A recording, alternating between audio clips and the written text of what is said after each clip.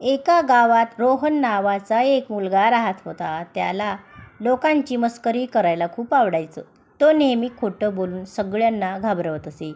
एके दिवशी तो मोठ्याने ओरडू लागला, वाचवा वाचवा, चोर आला. गावातील लोक सगळं काम सोडून धावत आले, पण तिथे कोणीच नव्हतं. रोहन मोठ्याने हसू लागला. लोकांना खूप राग आला, पण त्यांनी त्याला माफ केलं. काही दिवसांनी त्यांनी पुन्हा तेच केलं. वाचवा, चोर आला. लोक पुन्हा आले आणि पुन्हा काहीच नव्हतं.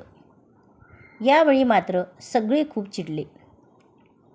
काही दिवसांनी खरंच रात्री एक चोर त्याच्या घरात शिरला. रोहन खूप घाबरला आणि ओरडू लागला, वाचवा, खरा चोर आला आहे. पण यावेळी कोणीच आलं नाही, कारण सगळ्यांना वाटलं तो पुन्हा खोटं बोलतोय. शेवटी रोहनला मोठा धडा मिळाला. बोध: जो नेहमी खोटं बोलतो त्याच्यावर कोणीही विश्वास ठेवत नाही. तर मित्रांनो, कशी वाटली ही गोष्ट ते कमेंटमध्ये नक्की सांगा आणि चॅनलला नक्की सबस्क्राईब करा. धन्यवाद.